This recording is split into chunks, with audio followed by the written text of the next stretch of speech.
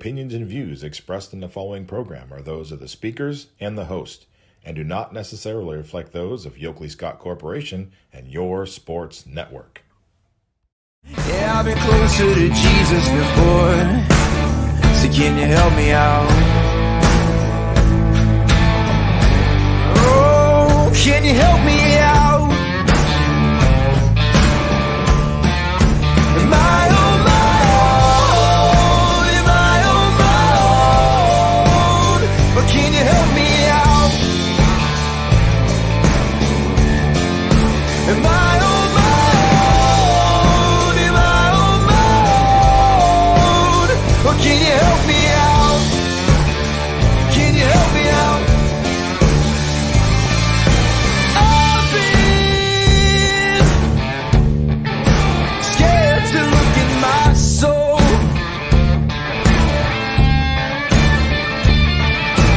I've been afraid I would follow the road. Yeah, afraid of the things I've been told. And hello, everybody. Welcome into a Wednesday episode of Running Point on YSNLive.com. Brought to you by our good friends over at Greenwood Chevrolet in Austintown. Anthony Hartwig alongside Scotty Mencher in a new habitat today. Scotty, how we doing? Yeah, I'm good. Change scenery today. Sometimes you gotta change it up. Also, hatless today, which is I know first time I'm not wearing a hat on the show. You're Quite a really while. changing things up, man. Yeah. You're really changing things up. Well, I asked my mom's opinion, and she just gave me a haircut and a fresh shave. So she said she thought I should roll with that today. So, when mom says it, you got to go with it.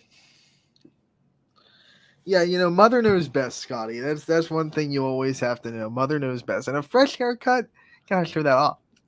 You gotta show it Yeah. off, man. Yeah, for sure. As much as I love hats, and I truly do think there's a hat for every day of the year, Oh, you're talking to me. Like, you got to I got show hats. off. I mean, the hat rack right there, completely full and stuffed of hats. Might have a hat problem, maybe. Little bit of a hat. I'll never admit it. I think a few of us on this network have the hat No, problem. we all have our vices, right? Yeah. Gotta have vices in life, right?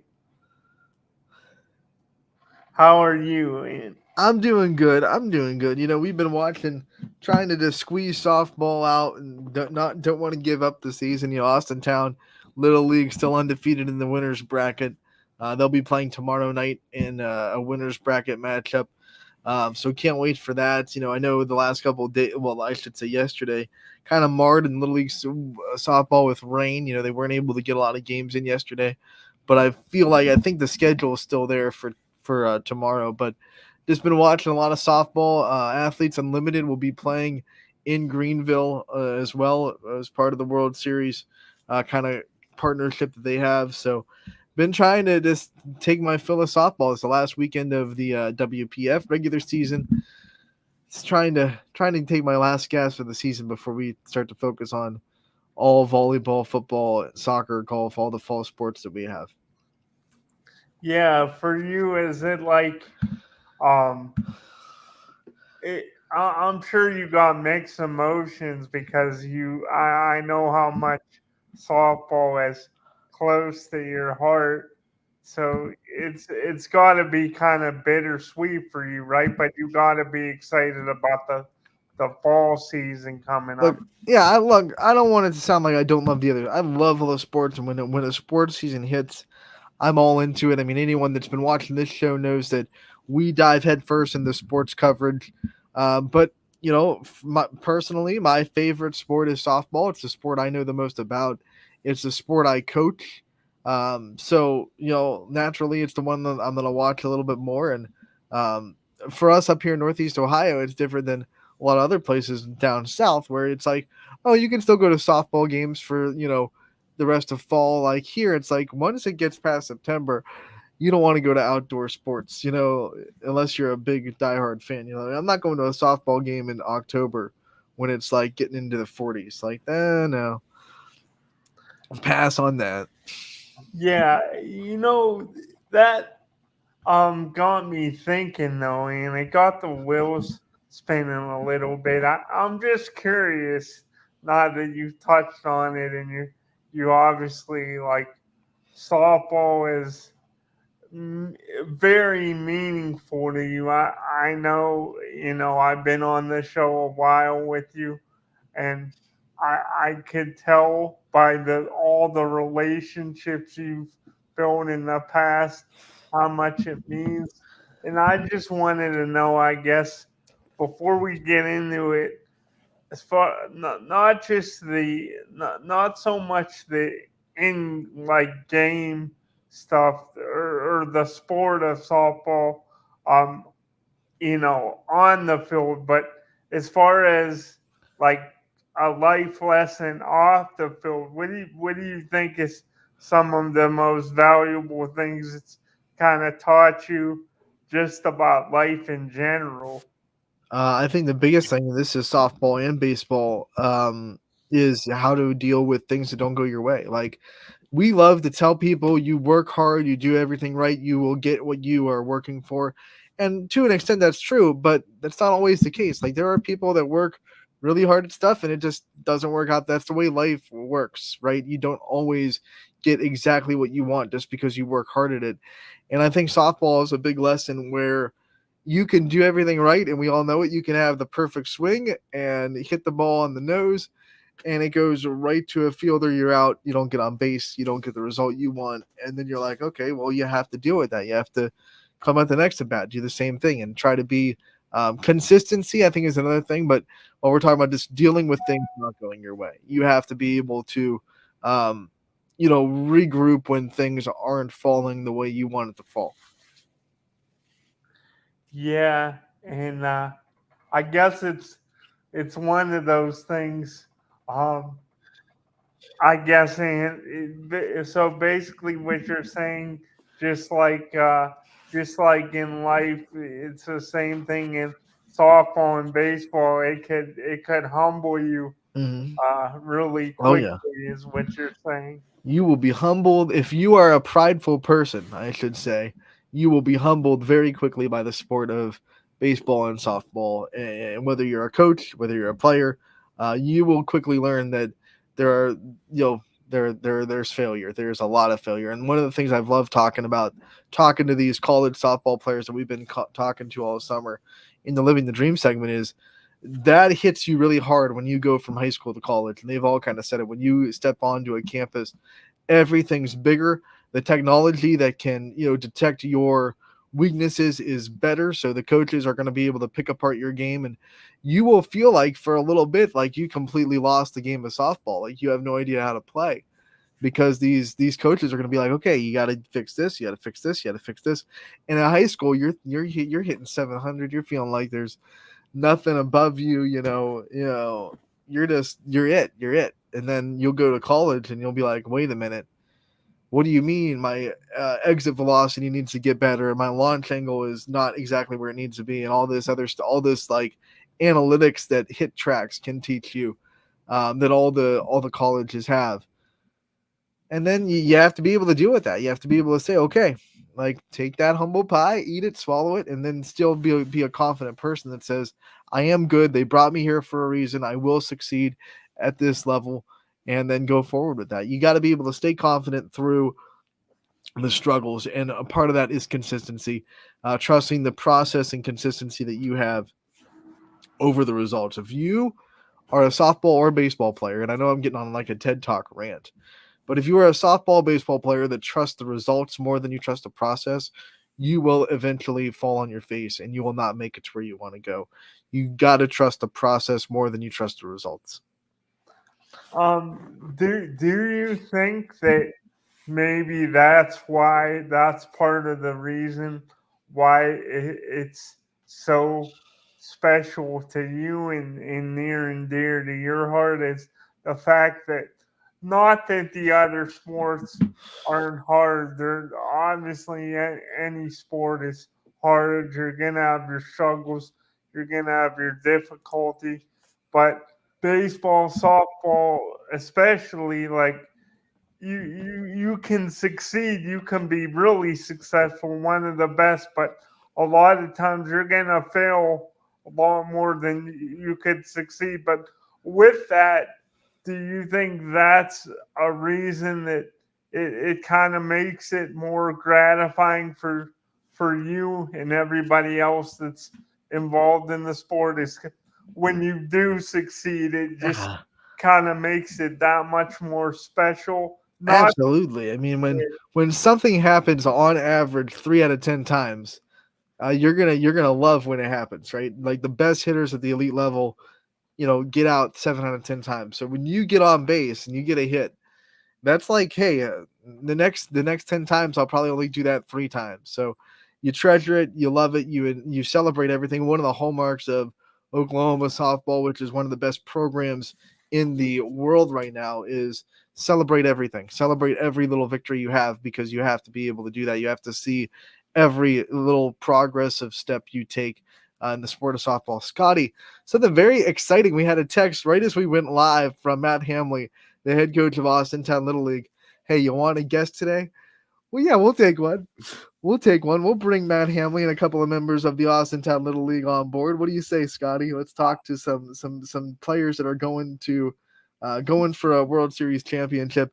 Matt Hamley is going to be joined by Annabelle Mikesell, Kendra Lake, and Mila Hamley, and we popped them on from Greenville, North Carolina. Matt, thank you so much. How are you doing today? I'm doing well, man. How are you guys? We are good. We've been watching you from home, and we've been loving it. Awesome. Thanks for the support. You got it. A couple of wins give you a couple of days to get ready for the next game. What's that been like for you as a coach? Yeah, different experience so far down here this year. Getting the first win under our belt was good, and then getting that second one was big as well. After we won that second game, we knew we were going to have 2 days off, so that helped.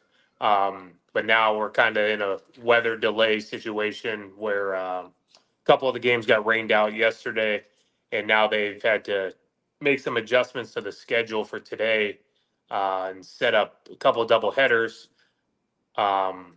which those are now delayed. So I don't know what's going to happen, to be honest with you.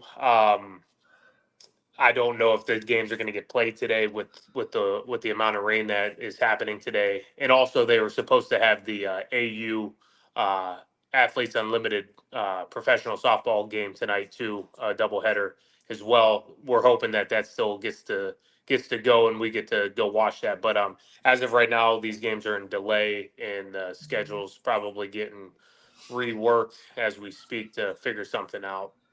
So I don't know if we'll play tomorrow or not. I would assume at the moment they're going to delay us to maybe Friday, but with ESPN and Right. ABC, I don't know how all that will work out. That's why I felt a little extra pressure to win that second game and to make sure that we stayed in the winners bracket, because who knows? I mean, I've seen where tournaments eliminate the losers bracket, so hopefully that doesn't happen. I want everybody to get to play everything out down here, no matter what the results are. And I guess we just got to take it day by day and see what happens. Yeah, the thing that we know about softball is no matter how big the tournament is you're in or how many people are watching, Mother Nature undefeated, and we don't need that lesson. And we saw the rain delays yesterday, rain today. Unfortunate, but we know that you guys will still venture through. I want to talk about these first two wins.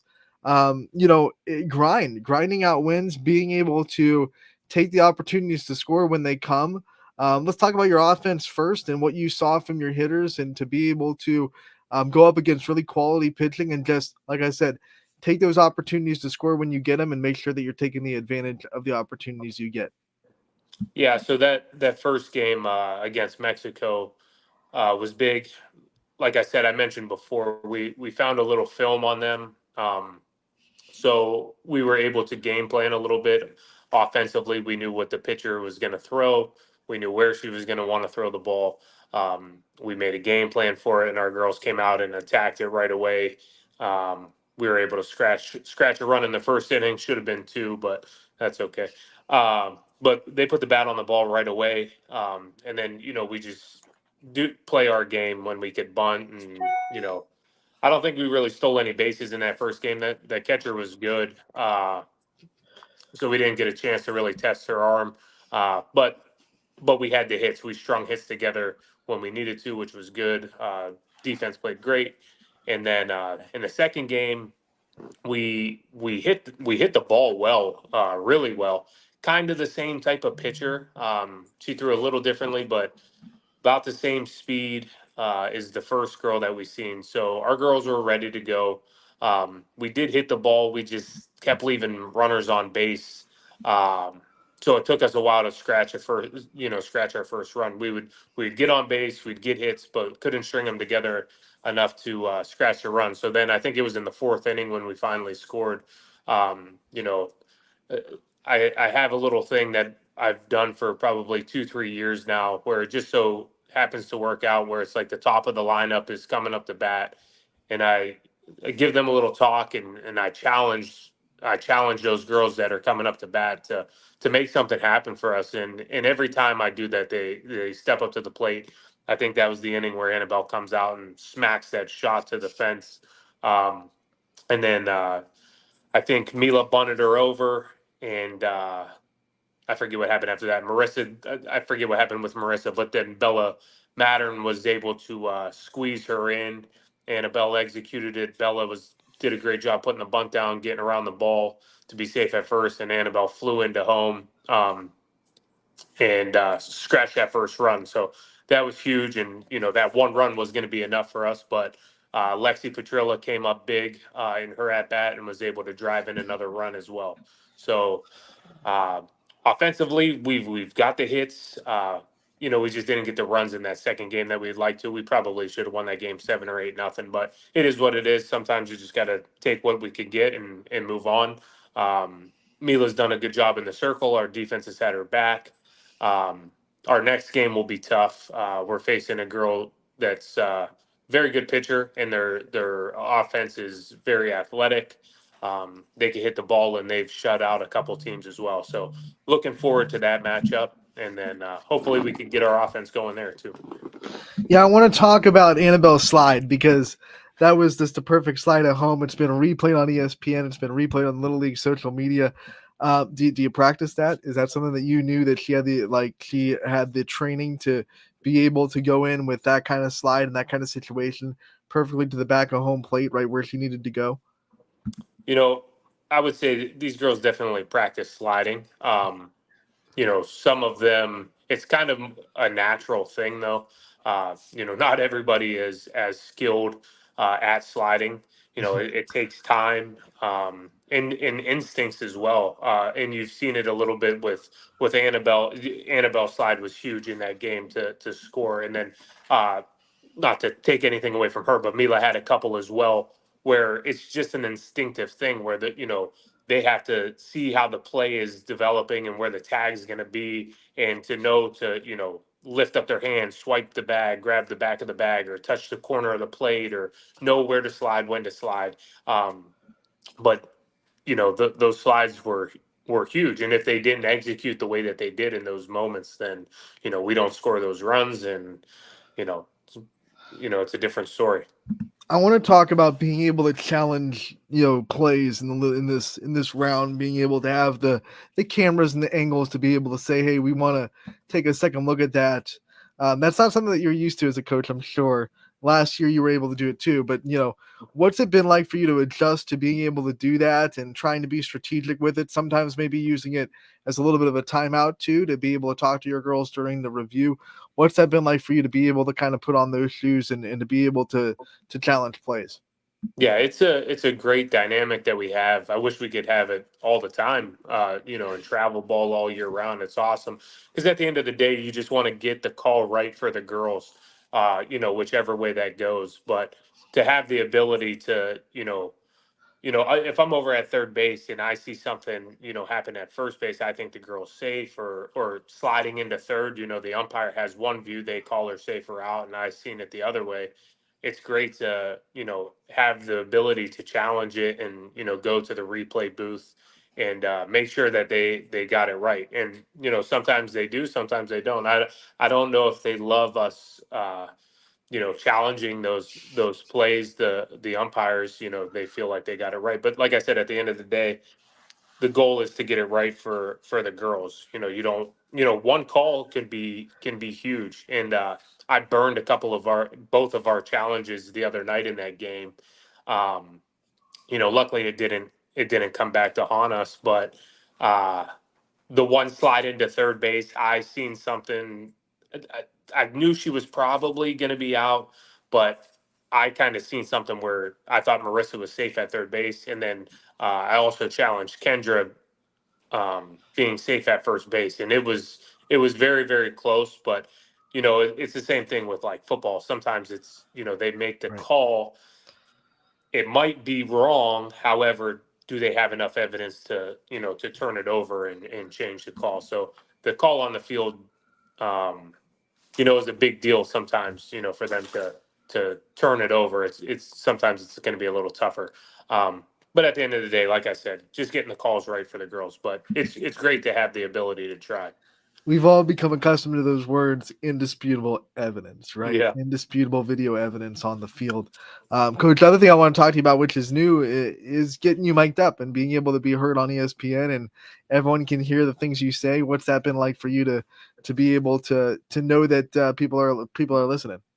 I don't pay too much attention to it. Obviously, I kind of just do my thing. Nothing really changes. Obviously, I gotta make sure I don't slip up and say anything too bad on TV. But other than that, I mean, I'm kind of the same person on mic'd up or not.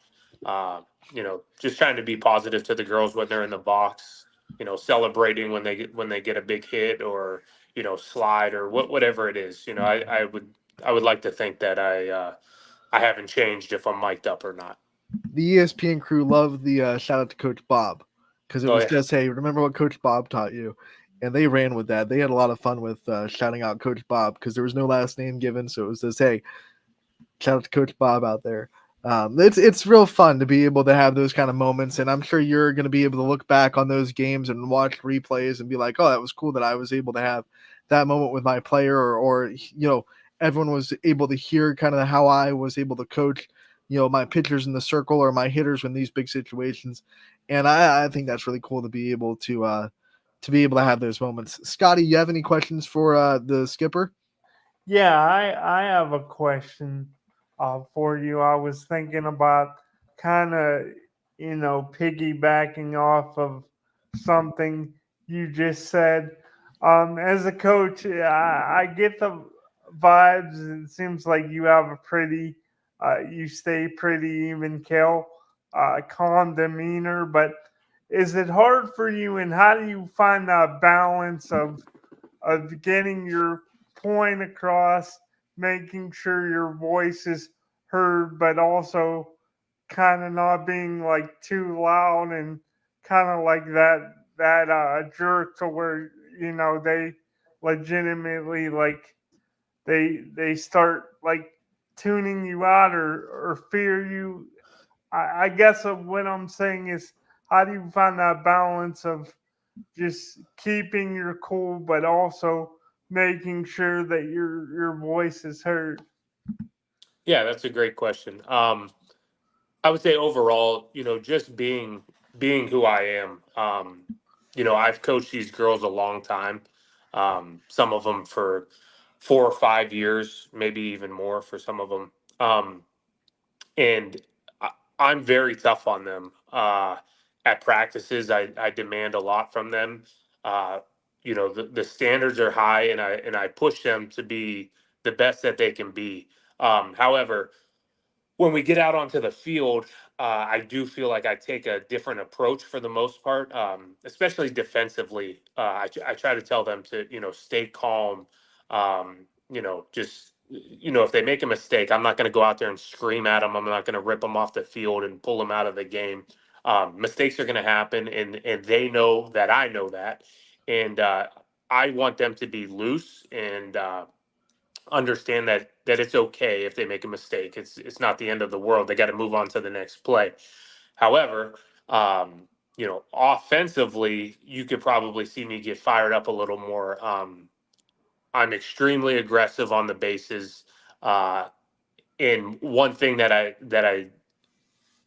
don't want to say I get upset about, but I'm very passionate about, is taking the next base when it's there. There's a couple times, and I say it all the time, people get caught watching the game sometimes.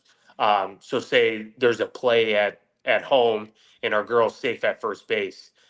I need that girl to be on second base. Everybody's standing around watching what just happened on the play at the plate, but we got to advance. I'm looking to get the next runner to second base or third base now, so you can't get caught watching the game. So you might have heard me yelling and screaming a little bit at girls. And unfortunately, it's after they got a hit or they put down a huge bunt. But I never want them to settle, and I tell them, do not celebrate when you get to first base or second base. You celebrate when you scratch a run and come across the plate.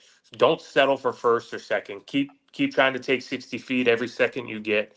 Um, so that's when I get fired up. But I'm a fiery guy. However, in the games, I try to be somewhat calm.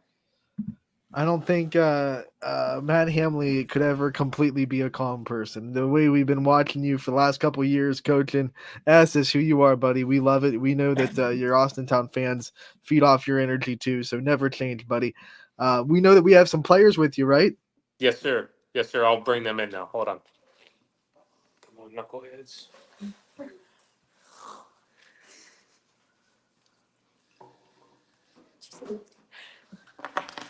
So we are joined by three members of the Austintown Little League team in Greenville, North Carolina. I think from left to right on your camera is Mila Hamley, Annabelle Mikesell, and then Kendra Lake. So we'll just go from left to right answering just to keep it all organized in these questions. Girls, one of the things I want to talk about first and foremost is what's it been like just handling the stage of Little League World Series and being able to stay calm, cool, and collected. If you take rotation lock off your phone, it'll show Oh. it to you guys. Okay. There you Okay. go. Got it. Yeah. So Okay. what's it been like for you guys to handle kind of the stage and the big lights? You were there last year. You come back this year, being able to handle all the kind of emotions and excitement that come with playing at this stage. I think it's definitely easier this year because we know what to expect, and I guess we know what is ahead of us, I guess. It definitely calms the nerves and it makes us enjoy it more because I feel like last year we all played very tight and we weren't like in it as much as we should have been. I feel like we were all scared because of how many cameras were there, and I feel like we were all more worried about that than the game that we love and enjoy playing. So I think we're all more free than we were last year.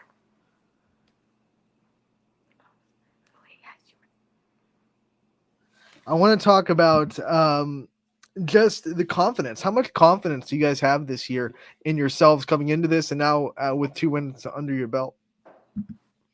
I'd say that we're more confident than this year since we had a great regional competition. So I think we're definitely ready for the World Series, and we have great competition here. I think we're confident, but you don't want to be overconfident. You just need to stay within yourself and don't get too cocky about it. But we're confident enough to get through it. I also think that we were confident. I think everyone has been playing loose and it's been going great, and everyone's just having a good mindset. So I think that's going really well.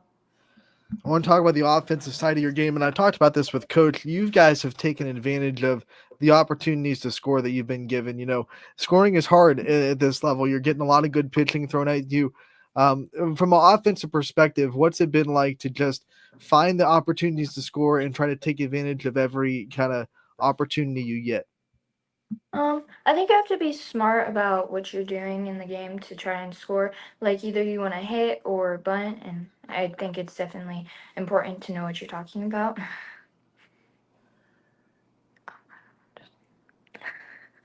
Um, I think sometimes it's very hard to score a run because you have to first get the runners on the base and you have to find a way to squeeze the ball and to move the runners in. So I think sometimes it's difficult. It depends on each team's defense, but I think sometimes you just gotta know where the ball's going. So Mila and Annabelle, you both have very creative slides in this tournament that have kind of gone on the highlight reels, gone a little bit viral. Talk about what you guys kind of do to get ready for those kind of moments, and what you guys saw in those opportunities to slide and like kind of shift your body or slide to the right side of the bag to avoid the tag and to make sure you guys are safe. Honestly, mine for me, it's kind of just a thing that happens. I'm not trying to like really try and do anything special just to get to the bag and try to be safe. For my side, it was a little different because we needed a run, so I was trying to score. So when I saw the ball was down, I was going. But before I saw the ball was down, I saw that the catcher actually popped up out and went to get the ball. So I saw that there was a clear opening for me, and if I got away from her as far as I could, there would be less of a chance of her diving back at me and actually getting me. So I tried to get around her and as far away as I could of her. Kendra, I want to talk about your offense too, and being able to just find ways to help your team in this lineup that is, 1 through 12, just really good and consistent. How have you kind of found your role and found your place in this offense? I've kind of found my way in the offense by just making sure you know where the ball's going, and when you swing, you got to make sure you keep your eyes on the ball and just make sure you're keeping contact. Mila, got to talk about your pitching because it's been discussed a lot in this tournament. And last year, you pitched well, but it was well documented that you pitched a lot leading up to the World Series, and there were some things that I'm sure you wish you could have done better after that weekend was over last year. Talk about your mindset coming into this year, what your goals were, and what you wanted to do to make sure that you were putting your best foot forward in the circle this weekend. Well, this year, I guess it was a redemption round for us. So I was really focusing on doing the best I can for my team and focusing on all my pitching mechanics and trying to do my best. And then you two get to play defense behind her. And although you haven't been able to play much defense with all the strikeouts she's been racking up, what's it like to see her work in the circle and to be able to play defense behind a pitcher that's doing so many good things so far in this tournament? I find it so fun because I really like to I try to motivate people a lot, and I just like talking to her. I don't know if even she hears me. I don't really think she hears me, to be honest. I think I just blabber out a lot of things, but I just find it fun to support her and stand there even if we don't get much action. I find it just amazing the way she pitches. I love yelling in the outfield to her, even though she probably doesn't hear me. Yeah, it's just amazing watching her pitch. So here you are, you're 2-0. You have, everything in front of you to try to get this World Series championship. What's kind of the mindset the last couple of days? You've been dealing with some rain delays. You haven't been able to get on the field, I'm sure, because of the rain, just kind of sitting around. What have you been doing to stay engaged, stay locked in, and trying to, make sure that when you do get to play, whenever that is, you're as locked in as possible? You really just gotta try to stay within yourself and not try to get ahead of yourself and take it one game at a time. Just focusing on each one. Yeah, you just gotta stay mentally prepared for it. Mentally, physically, you have to just, yeah, take it one game at a time. No game's guaranteed. They play the game for a reason, so you just gotta stay mentally in it. You really got to stay focused in the game, take one step at a time. You can't just really think that you're going to go in a game and just say, "Oh, we're going to win this." You have to have a good mindset to go into the game. What are some things you guys have done in the last couple of days off the field that make this experience fun, that build team chemistry, and just make sure that you guys are enjoying the time down there in Greenville? What kind of things have you been doing off the field? We've went to a food bank today with the AU players, and we some shucked corn, I think it was. And we got to talk to them, and we got to give back to a community in need because we get a lot of things, so it's always good to give back. Yeah, I want to talk about AU being down there. You get to see professional softball players are going to be playing games down there in Greenville. You get to meet them, you get to interact with them. What's that been like for you guys to be able to kind of rub elbows with literally some of the best players in the country? I think it's such an amazing experience to have them down here, and that we're also able to watch them, to look up to our role models, and also be able to have conversations with them and ask them questions. Yeah, it's really cool to get to meet people or like really good softball players because like they're who you look up to and like who you want to be like. So you always like pick one that's like, oh, want to be like them when I grow up. It is really cool meeting all these people you would see on television and just thinking about how you would also look up to them one day and maybe that one day you'll be them on television. It's really nice to meet them. And we can't let you guys go without talking about the Minions video after the win Oh my on God. Monday. This one, it exploded on social media. It's been shared thousands on thousands of times. We shared on YSN. Was that someone's idea? Was that creative? Who was the mastermind? I guess I should say of that TikTok slash Instagram reel. So like in the dugout during the game, we were already saying it, and so I guess someone was saying it. I wasn't there yet. People were saying it when we got out of the dugout, but they were like saying it, and yeah, the little league guy heard them saying it, so he was like, "Do you guys want to film that?" So we did that. It was super fun. It was classic. Great timing, and you guys nailed it. One of the last things I want to ask before we let you guys go is just shout out the community that's been behind you guys, the people, whether they're in Greenville watching you or watching at home, what they mean to you and how much you have felt the support of Austintown, Ohio, down there while you're fighting it out for a World Series championship. I think it's so amazing, especially since before we left, we had a send off. I think that was so good to know that our community is behind us and that they're rooting for us at home.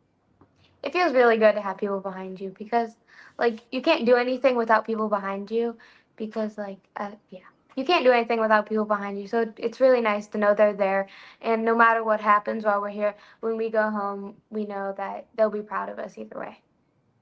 It really is amazing seeing your community or your neighbors or your family and friends watching you at home, cheering you on, texting you, saying how good the game was. And it's also really nice having your community behind your back. Girls and Coach Hamley, we thank you so much for your time and hopping on with us to talk about your time down there in Greenville. We wish you the best of luck the rest of the way. We hope you bring back a big trophy, and we can't wait to see you again real soon. Thank you. Thank you. You got it. That was a great spur of the moment interview with Austintown Little League players and Coach Hamley. Scotty, we're we've already talked about it. We're just rooting so hard for this Austintown Little League team. We've been talking about them. Feels like for the last month now since they started their journey back in the district tournament.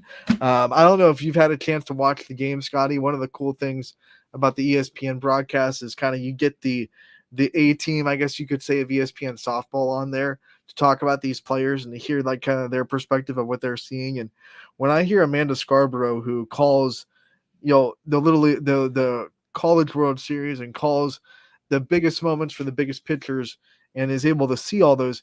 And when she watches Mila Hamley and says, this girl's special, this girl's got something that I see in her velocity and her pitch movement that is really, really good right now, especially for a 12-year-old and 12-year-old level. That just like, man, that gets me fired up. Yeah, that's where it doesn't really get any better than that because we all, no matter, what uh, race you are, male or female, if you love sports, it all starts. It doesn't matter what sport is your favorite, whether it's, it is a softball, it's baseball, it's football. We all dream about that spotlight in the backyard when we're little, playing with our friends or family or whatever. So to be that young and to already start getting praise like that from somebody that has that much of a pedigree, that well known, that's really special. that always makes me smile. Yeah, and one of the things like when I or someone on YSN or someone locally just says, "Hey, Mila Hamley's really good at softball. She's really doing well." It's like, oh, okay, but like when someone that is around the best players in softball consistently and sees them all, when they say, "Hey, this girl is something special," it's just it adds a little bit of validity to that statement. Like, hey, we are seeing something in Mila Hamley that is not seen every day from a 12-year-old pitcher. So I know 12-year-old doesn't mean that you're automatically don't pass go, don't you automatically pass go and collect $200 and you're track lined right for a college scholarship. Used to be that way. Used to be. Mila Hamley would probably be almost committed by now, back before 2000 and when did the NFCA kind of index that? I think 2018 was the year that they said you have to commit when you're a junior. But back, Scotty, before that, 2017 prior, there were girls that were committing before they stepped on the high school field. So back in the day, you probably would have seen Mila Hamley commit to a school probably after this summer, which is crazy to even think about. But back to my point, like this is Mila Hamley clocking out, topping out at 62 miles an hour. Like that's where the ESPN radar gun has had her so far in this Little League World Series. Like that is nuts. We do not see that from 12-year-olds every day. And to know that other people that watch a lot of softball, probably even more than I do, and are around the highest level, played the highest level, say, yeah, this is something special. That's really cool. That's really cool. Knowing that we have something down in the track line, Austintown Fitch, right after Sydney Watts is done, to go and be another special pitcher in this area that can do a lot of really awesome things. That's really cool. Scotty, we're going to take a commercial break. When we come back, we will see what's on your mind. We'll ask the most dangerous question in online streaming. What's on Scotty's mind? That's coming up after this commercial break on Running Point, brought to you by Greenwood Chevrolet in Austintown. 21 News delivers the news as it happens, using the latest technology from where it happens. Live here outside the Mahoney County. On air, online, Wednesday afternoon weather update. Very dangerous. and on the 21 News social media platforms. I'm on the road right now. 21 News, the Valley's only locally owned source for trusted news since 1953. Craftsmanship to us is 60 years of pride and dedication. Passed down from generation to generation. The hardwood floors that your kids take their first steps on. The solid wood doors you quietly close at night. The things we create day in and day out are the products that end up turning your house into a home. At Baird Brothers Fine Hardwoods, uncompromising quality and craftsmanship built our business. And it will keep us moving forward for generations to come. Going the extra mile at Greenwood Chevrolet means we want to take care of the community that takes care of us too. And we have to work together always. And that's how you stay in business for 40 years. I love being a helper because when I help somebody, it makes me feel good. It means a lot that I can make a difference in others' lives. So I will do everything I can and just being there for them every step of the way. I want them to know within the first 5 minutes that they could depend on me. That's what going the extra mile means, only at Greenwood Chevrolet. Before the lights come on, before the workday begins, before a long day is ended, or it's time to have fun. It all starts with the people at Joe Dickey Electric. From replacing a light fixture in your home to building a substation for your business, no job is too big or too small. The people of Joe Dickey Electric power them all. Joe Dickey Electric, over 60 years of powering the Mahoning Valley.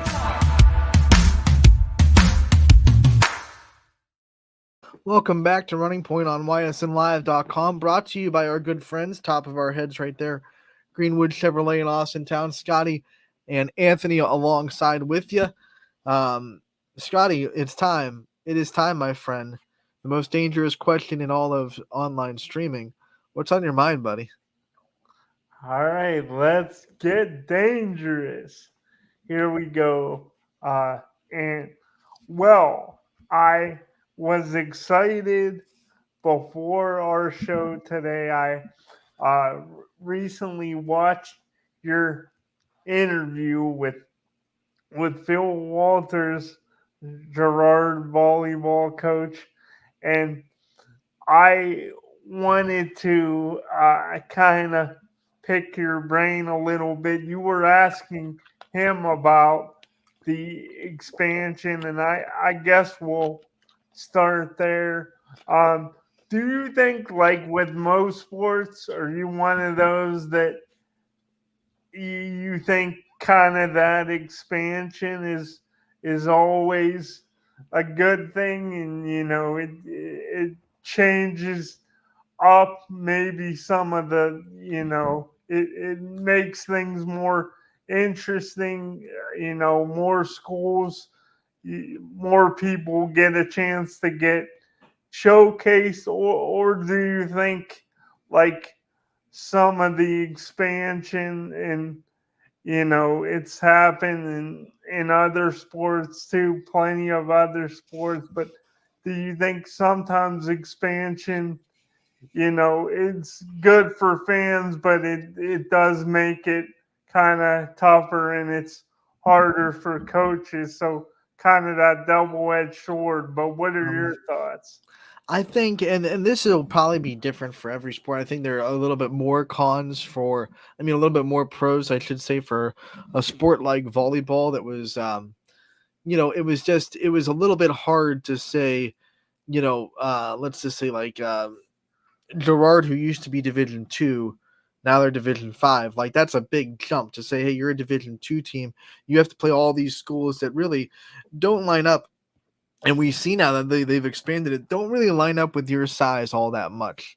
You have to play Notre Dame Cathedral Latin, who's a pretty big program, like Gilmore Academy. And it's like, well, when you really look at it, though, do those programs line up with the not the talent level, but just at least the size of a Gerard per se? Probably not. And I think that's going to really help our volleyball teams in the area kind of have a little bit more opportunities to make big runs. Middle Ridge comes to mind. They weren't really on the size level of a Minor Lake Catholic, and they were in the same division as teams like that, which they aren't now. So I think it'll definitely give more opportunities for more really good volleyball teams to go and make big tournament runs. There are obstacles though, and I think Coach Walters talked about it. I can't really remember what was on the air and what we talked about off the air, because me and Coach Walters love to kind of shoot the breeze, and we talked about like a half an hour off the interview too. But like, you're not going to be able to have the state semifinals and the state championship all in one place anymore. You just can't. You can't accommodate that many teams now in one place for a weekend. So I'm guessing that most of the state semifinals now will be in either neutral site high schools like the regionals, or trying to make it localized. I don't know, but I can almost guarantee that the state semifinals will probably not be in the Nutter Center down in Wright State. Maybe like a couple divisions, maybe they'll put Division 1 and 2 down there for semifinals, but there's no way you're going to be able to hold. That would be what, four teams for every division, 28 teams in one weekend, and play. That's an absurd amount of games to play, all in one space. That's why football state semifinals aren't in Canton.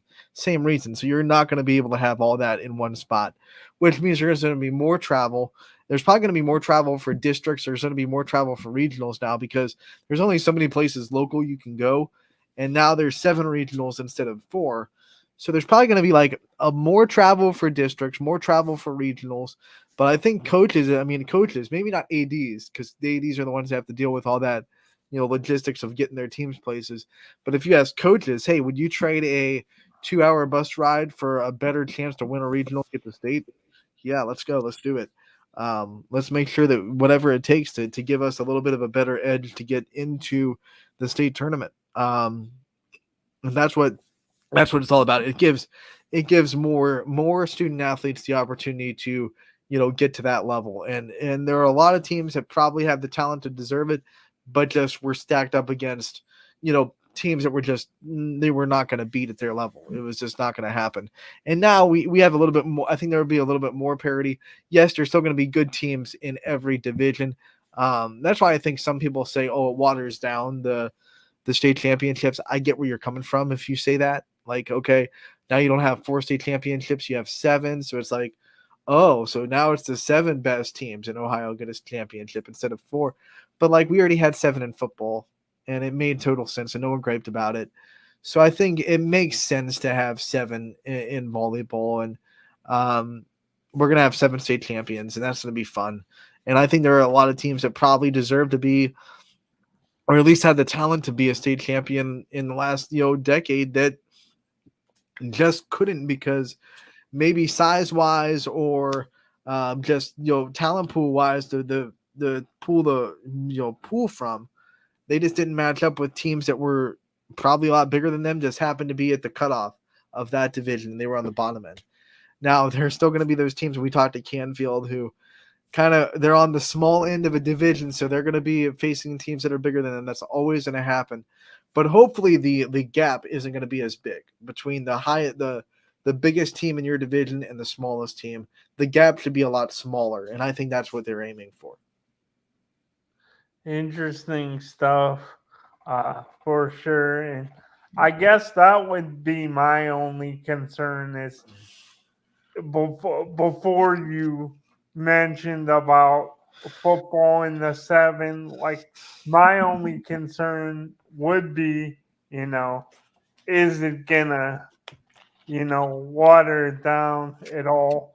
But I think with what you just stated, like I don't really like. I think there's definitely gonna be more pros than cons. I mean, like, do you think that football is watered down because it has 7 division championships instead of, let's say, 5 or 4? I don't. I think there are like Kirtland is not watered down just because they're Division 6. And I think it's been well documented that a lot of people think that Kirtland could win a state championship, especially in their prime of primes, could win a state championship in like 2 or 3 divisions up from where they were, because they were just that good at football. So I don't think just because there's more divisions necessarily means you're watering down what it means to get to a state championship. I think if you went to an absurd amount of divisions, yeah, you'd get to that point. Like, hey, we're going to have 16 state championships. Yeah, that would be watering it way down. But, 7, my biggest concern when this was starting to become a conversation was, are there enough teams for a division? Like Division 7, I was looking at volleyball and I was like, Division 4 is already small. How are you going to make like 7 of them? And I think there's going to be actually less teams in the higher divisions now, and you'll not have, you won't have a tiny Division 7. I think you're actually going to have a pretty small Division 1 and 2. I think, in fact, there's not even going to be sectionals in Division 1, if I'm not mistaken. If I'm not remembering that wrong, I think Division 1 you're starting in district semifinals. Do you think with that though, scaling back on the amount of teams in a division, do you think it gives other schools, when they go up against somebody that's has a lot of time, do you think it adds to the parity as well? I guess. think it does, because now, like, for example, now your Division 1 is kind of going to be like an exclusive party with all the huge schools of Ohio, right? Like the massive schools, the biggest schools in Ohio. There's not going to be like that gray area between division. Would that happen in when 4 divisions? That little gray area between, like, you're a Division 1, but you're actually kind of on the really small end of Division 1, and that gap was huge. Like Boardman, I think, was on that like kind of teeter-totter. Like, yeah, they were Division 1, but they weren't a big Division 1 team in the state. So there were a lot of teams in the state that were also Division 1 that were a lot bigger. So now I think Division 1 is going to kind of be like an exclusive party with the massive schools in the state. We're talking like classes of 3,000 instead of classes of like 400 or 500. So you don't see any more like tweener or hybrid, let's say, so like those schools like a Boardman, like you don't see that as being as much of an issue anymore. No, I mean, like I said, there's always going to be teams that are on the bottom end of the size of the division. Canfield this year in volleyball, and I think most of the girls' sports, are going to be one of the smallest teams in their division, which is what they were back when they were Division One a couple of years ago, and everyone was kind of, rolling their eyes like, we are the smallest team in Division One. We have to, but now the gap isn't as big as it used to be. Like the biggest team in Canfield's division isn't that much bigger than Canfield. So I think the gap is what they were trying to avoid. They were trying to avoid like a small Division One team having a huge gap in size playing the top of Division One. Yeah. So again, it kind of goes back to the parity thing, right? Right. I mean, parity in size at least. Now, we all know that size of school doesn't always equal talent, and we get that. There are schools that have a lot of attendance that probably aren't the best athletic schools, and we have some schools that are pretty small that have really, really good athletics or a really good program. I mean, look at Strasburg Franklin. They're a small high school, but they have more state championships in softball than any other program in the state of Ohio. So, yeah, I mean, there are definitely outliers in there, but when you get into the meat and potatoes of it all, overall, it's just more parity, I think. Yeah, and it's really exciting. This is one final thing I wanted to ask you, because I know we're getting close to 2 here, but one final thing I wanted to ask you, when it comes to schools like Girard and other schools that have lost good players, lost a lot of seniors. How do you think? I wanted to ask you, as far as volleyball goes, when you compare it to the other sports, and we talked a lot about baseball and softball today. We could use that as an example. How how big do you think the adjustment period is? Do you think Girard, because they have somebody like a Necro Cochran, even with the losses of last year, do you think it's kind of just that instead of a rebuild, it's more of a reload thing? Or I guess what I'm saying is, when it comes to volleyball, what is the biggest challenge? How does it compare to a team losing valuable seniors in like a sport like baseball or softball? Do you think it's a bigger adjustment in volleyball, or do you think it's kind of easier? Like every sport, I think it's really highly dependent on what position you're losing as much as it is who you're losing. Like, for example, if you lose an outside hitter that's really, really good, but you have a setter that's coming back and she's been setting for 3 years, like, if you have good hitters, your setter can make them shine because your setter can put them in positions to go out there and win. But if it's the flip side where you have a really good outside hitter that's going into her senior year, but you just lost your senior setter, and now you have to bring in a brand new setter, that's always the question mark, because it's like, okay, how good will the relationship be? How much can they get in the rhythm? How much can this setter run the offense? That's always the big question mark, because setting is so important in volleyball. Like, you cannot hit if you cannot set, and you can't set if you can't pass. So volleyball, I think, is a little bit harder, because if you lose a piece of that very very like tight-knit puzzle, there's no way to just, okay, like in basketball, you lose a score, someone else can come and just be that leading scorer, like, and you can win if someone goes off and scores 32 a game and whatever. But in volleyball, like, if you can't pass, you can't set. If you can't set, you can't hit. If you can't hit, it doesn't matter how good your setters are, or your hitter, or your passers. So if you lose one of those really